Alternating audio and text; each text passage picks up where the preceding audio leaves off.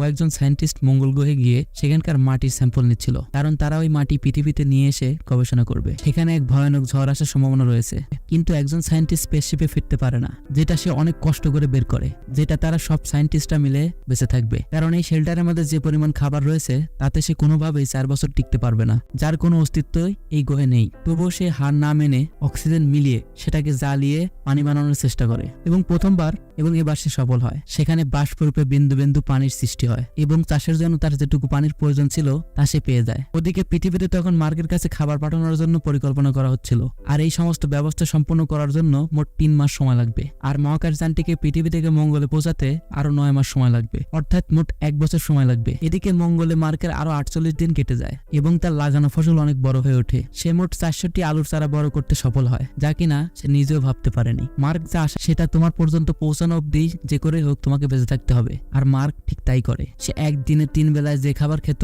তার 1 বেলার খাবার ভাগ করে 3 বেলা ধরে খেতে শুরু করে। আর ওদিকে পৃথিবী থেকে নাসা মার্কের জন্য একটি তার প্রয়োজনীয় জিনিসপত্র খাবার দাবার ভর্তি করে রকেট লঞ্চ করতে যায়, কিন্তু দুর্ভাগ্যবশত স্পেসটি লঞ্চ করা মাত্রই কিছুটা উপরে গিয়েই ধ্বংস হয়ে যায়। আর এই কারণে আবার সবাই হতাশ হয়ে পড়ে, কারণ এবার আর মার্কের বাঁচার কোনো সম্ভাবনা নেই। আর এই খবর মার্ক জানতে পেরে সে প্রচন্ড ভেঙে পড়ে, তো মহাকাশযানটির কাছে পৌঁছে যায়। আর তারপর মার্ক দেখে ওই মহাকাশযানটিতে যে পরিমাণ মহাকাশযানটি চালু করার জন্য বিশ্বের লোকের নজর এখন এই মিশনটির দিকে। মার্ক এবার তার স্পেসশিপটি নিয়ে মঙ্গল গ্রহ থেকে টেক অফ করে, জায়গায় থামতে পারবে না। তাই মার্ক তখন বলে, আমি জিরো গ্র্যাভিটিতে পৌঁছে স্পেসস্যুটে একটি ফুটো করে হাওয়ার প্রেসার তৈরি করে একটি বোম ব্লাস্ট করে তাদের স্পেসশিপের একটি অংশ উড়িয়ে দেয়। একটি ফ্লাইং চেয়ারে বসে ভেসে ভেসে মার্কের দিকে এগোতে থাকে, কিন্তু ওই ফ্লাইং চেয়ারটি কিছু দূর যাওয়ার পরেই সেই দড়ি শেষ হয়ে যায়। এবার মার্কের কাছে পৌঁছানো অসম্ভব হয়ে যায়, কিন্তু মার্ক সেই দড়িটা ধরে ফেলে। আর অবশেষে মার্ক তার পুরনো সাথী এবং পুরনো স্পেসশিপে পৌঁছাতে সফল হয়। আর যে স্পেসশিপে করে সে এই মঙ্গল গ্রহে এসেছিল সেই স্পেসশিপে